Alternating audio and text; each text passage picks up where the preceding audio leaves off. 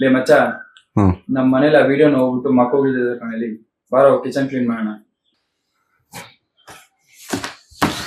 ಸರಿ ಆಯ್ತು ಬಾ.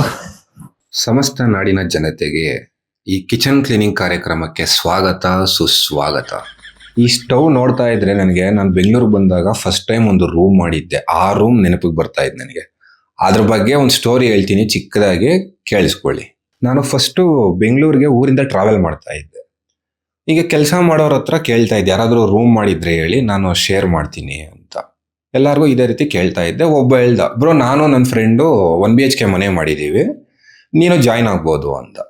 ನಾನು ಸರಿ ಅಂದ್ಬಿಟ್ಟು, ನಾನು ಮಾಡಿದ ದೊಡ್ಡ ತಪ್ಪೇನು ಅಂದರೆ ಮನೆ ಹೆಂಗಿದೆ ಅಂತ ನೋಡ್ದೇನೆ ಡೈರೆಕ್ಟ್ ಬಟ್ಟೆ ಬರೆ ತಗೊಬಂದು ಶಿಫ್ಟ್ ಆಗಿಬಿಟ್ಟೆ. ಬಟ್ಟೆ ಬರೆ ಎತ್ಕೊಂಡ್ಬಂದೆ, ಅವ್ನ ಫ್ರೆಂಡು ಪಿಕ್ ಮಾಡ್ದ, ಕರ್ಕೊಂಡು ಹೋದ.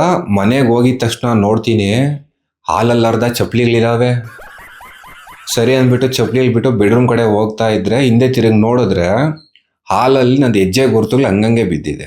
ಅಷ್ಟೊಂದು ಧೂಳಿದೆ. ಈ ಕೃಷ್ಣ ಜನ್ಮಾಷ್ಟಮಿ ದಿನ ಮಕ್ಳ ಕಾಲಿಗೆ ಕುಂಕುಮ ನೀರು ಹಚ್ಚಿ ಮನೆಗಳಲ್ಲಿ ಹೆಜ್ಜೆ ಇಡಿಸ್ತಾರಲ್ವಾ, ಆ ಥರ ಹೆಜ್ಜೆ ಗುರುತು ಬಿದ್ದಿದೆ. ಸರಿ ಅಂದ್ಬಿಟ್ಟು ಬೆಡ್ರೂಮ್ ಹೋಗಿ ನೋಡ್ತೀನಿ, ಒಂದು ಬೆಡ್ಶೀಟ್ ಹಾಸಿದ್ರು. ನಾನು ಕೇಳಿದೆ ಬೆಡ್ ಇಲ್ವಾ ಅಂತ. ಅದೇ ಬೆಡ್ಡು ಅಂತ. ಅಂದ್ರೆ ಬೆಡ್ಶೀಟ್ ಆಗ್ಬಿಡೈತೆ, ಆ ಲೆವೆಲ್ ಯೂಸ್ ಮಾಡಾಕಿದ್ದಾರೆ. ಅದ್ರ ಕೆಳಗಡೆ ಒಂದು ಲೇಯರ್ ಧೂಳು, ಅದ್ರ ಕೆಳಗಡೆ ಫ್ಲೋರು. ಸರಿ ಅಂದ್ಬಿಟ್ಟು ಅಡುಗೆ ಮನೆಗೆ ಹೋಗಿ ನೋಡಿದ್ರೆ ಆ ಸಿಂಕ್ ನೋಡಿದ್ರೆ ವಾಂತಿಗೆ ಬರ್ತಾ ಐತೆ. ಸ್ಟವ್ ನಮ್ಮ ಸ್ಟವ್ ಏನಿದೆಯೋ ಅದೇ ಗತಿನೇ. ಇನ್ನು ಆ ಶೆಲ್ಫ್ ಮೇಲಿರೋ ಡಬ್ಬಗಳ ಮೇಲೆ ಕೈ ಇಟ್ರೆ ಕೈ ಅಂಟ್ಕೊಂಡ್ಬಿಡ್ತೈತೆ, ಆ ಲೆವೆಲ್ಗೆ ಅಂಟಂಟು. ಸರಿ ಅಂದ್ಬಿಟ್ಟು ಹೋಗಿ ವಾಶ್ರೂಮ್ ನೋಡಿದ್ರೆ ವಾಶ್ರೂಮಲ್ಲಿ ಕಿತ್ತೋಗಿರೋ ಯೂಸ್ ಮಾಡಿರೋ ಶಾಂಪೂ ಪಾಕೆಟ್ಗಳು, ಡಬ್ಬಗಳು, ಸಿಗರೇಟ್ ಬಡ್ಸಗಳು.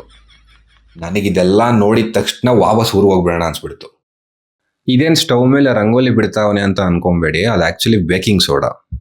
ಈ ಸ್ಟವ್ ತೊಳೆಯೋದಕ್ಕೆ ಯೂಟ್ಯೂಬಲ್ಲಿ ರಿಸರ್ಚ್ ಮಾಡಿ ಬೇಕಿಂಗ್ ಸೋಡಾ, ವಿನೆಗರು, ನಿಂಬೆಹಣ್ಣು ಇದನ್ನೆಲ್ಲ ತೊಗೊಬಂದು ಯೂಸ್ ಮಾಡಿ ತೊಳಿತಾ ಇದ್ದೀನಿ. ಈ ರಿಸರ್ಚನ್ನು ಓದೋ ಟೈಮಲ್ಲಿ ಮಾಡಿದಿದ್ರೆ ಒಳ್ಳೆ ಸೈಂಟಿಸ್ಟ್ ಆದರೂ ಆಗ್ತಾ ಇದ್ದೆ.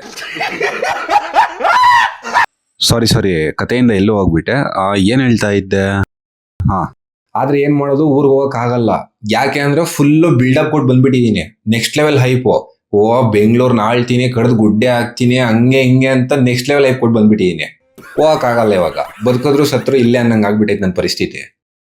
ಇನ್ನೇನು ಮಾಡೋದು ಅಂತ ಹಂಗೆ ಸೆಟ್ಲ್ ಆದೆ. ಅವನು ನಮ್ಮ ರೂಮ್ಮೇಟು ದೊಡ್ಡ ಪಿವೋಟ್ ನನ್ನ ಮಗ. 30 ರೂಪಾಯಿ ಕಾಸಿದ್ರೆ ಸಾಕು ಒಂದು ಪೆಗ್ಗಾಗುತ್ತಲ್ಲ ಅಂತ ಯೋಚನೆ ಮಾಡೋನು ಅವನು. ಇಂಥವನ ಜೊತೆ ನಾನು ರೂಮ್ ಮಾಡಿದ್ದೀನಿ. ನಂದು ಒಂದು ಕೆಲಸದ್ದು ಒಂದೇ ಟೈಮಿಂಗ್ಸು, 12 ಗಂಟೆಯಿಂದ 9 ಗಂಟೆ. ನನಗೂ ಟೈಮ್ ಸೆನ್ಸ್ ಜಾಸ್ತಿ. 12 ಗಂಟೆ ಅಂದರೆ ಪಕ್ಕ 12 ಗಂಟೆಗಿಂತ ಒಂದು 5 ನಿಮಿಷ ಮುಂಚೆನೇ ಅಲ್ಲಿ ಹೊಟ್ಟೋಗ್ತೀನಿ. ಇವನು ಹೆಂಗೆ ಅಂದರೆ 12 ಗಂಟೆ ಕೆಲಸ ಇದ್ರೆ 12 ಗಂಟೆಗೆ ಎದ್ದು ರೆಡಿಯಾಗಿ 1 ಗಂಟೆಗೆ ಬರುವಂಥವನು ಇವನು. ಇನ್ನೊಂದು ಹೈಲೈಟ್ ಏನಂದ್ರೆ ನಮ್ಮ 3 ಜನರಲ್ಲೂ ಯಾರಿಗೂ ಅಡುಗೆ ಮಾಡಕ್ ಬರ್ತಾ ಇರಲಿಲ್ಲ. ಇವನಿಗೆ ಒಬ್ಬನಿಗೆ ಅಡುಗೆ ಮಾಡಕ್ ಬರ್ತಾ ಇದ್ದಿದ್ದು, ಅವನು ಅಡುಗೆ ಮಾಡ್ತಾ ಇರಲಿಲ್ಲ. ನನಗೆ ರೈಸ್ ಇಡಕ್ಕೆ ಬರ್ತಾ ಇತ್ತು. ರೈಸ್ ಇಟ್ಬಿಟ್ಟು ಸಾಂಬಾರು ತಗೊಬಂದು ತಿನ್ಕೊಂಡು ಹೋಗ್ಬಿಡ್ತಾ ಇದ್ದೆ. ನನಗೆ ಈ ಯೂಟ್ಯೂಬಲ್ಲೆಲ್ಲ ನೋಡಿ ಅಡುಗೆ ಮಾಡ್ಬೋದು ಅನ್ನೋಷ್ಟು ಮೆಚುರಿಟಿ ಇರಲಿಲ್ಲ, ಅವಾಗ ಮೈಂಡ್ ಇರಲಿಲ್ಲ. ಅದು ನಮ್ಮ ರೂಮಿಂದ ಕೆಲ್ಸಕ್ಕೆ 4 ಕಿಲೋಮೀಟ್ರು. ನಾನು ಇಲ್ಲಿ ಊಟ ಮಾಡಿಕೊಂಡು ಕೆಲ್ಸಕ್ಕೆ ಹೋಗೋ ಅಷ್ಟೊತ್ತಿಗೆ ತಿಂದಿರೋ ಜೀರ್ಣ ಹೋಗ್ತಾ ಇತ್ತು. ಹಿಂಗಾಗಿ 34 ಇದ್ದಿದ್ದು ನನ್ನ ಸೊಂಟದ ಸೈಜು 30ಗೆ ಇಳಿದೋಯ್ತು. ನನಗೆ ಇಲ್ಲಿರಕ್ಕೆ ಆಗ್ತಾ ಇಲ್ಲ, ಊರಿಗೆ ವಾಪಸ್ ಹೊಟ್ಟೋಗ್ಬಿಡೋಣ ಅನಿಸ್ತಾ ಐತೆ. ಬಟ್ ಏನು ಮಾಡೋದು, ಹೋಗೋಕ್ಕೆ ಆಗಲ್ಲ. ಹಂಗೋ ಹಿಂಗೋ 1 ತಿಂಗಳು ಕಳೀತು. ಕೊನೆಗೆ ಒಂದಿನ ನಮ್ಮ ಅಪ್ಪ ಕಡೆಯಿಂದ ಕಾಲ್ ಬಂತು. ಏನೋ ಆಸ್ಪತ್ರೆಗೆ ಹೋಗಿ ಹುಷಾರಿಲ್ದಿರ ಅಡ್ಮಿಟ್ ಆಗಿದ್ರಂತೆ. ಫೋನ್ ಮಾಡಿದ್ರು. ಫೋನ್ ಮಾಡಿಬಿಟ್ಟು, ಅಲ್ಲಪ್ಪ ನೀನಿಲ್ಲ ಅಂದರೆ ಇವಾಗ ನಮ್ಮನ್ನು ನೋಡ್ಕೊಳ್ಳೋರು ಯಾರಿಂಥ ಸಿಚುವೇಶನಲ್ಲಿ ಅಂತ ಹೇಳಿದ್ರು. ನಾನು ಸಿಕ್ಕಿದ್ದೆ ಚಾನ್ಸು ಅಂತ ಬಟ್ಟೆ ಬರೆಲ್ಲ ಪ್ಯಾಕ್ ಮಾಡಿಕೊಂಡು ಊರಿಗೆ ಜೂಟು. ಇಷ್ಟೇ ಕತೆ. ಕೊನೆಗೆ ಹಿಂಗಿದ್ದಿದ್ದು ಸ್ಟವ್ನ ಹಿಂಗೆ ಮಾಡಿದ್ದಾಯ್ತು.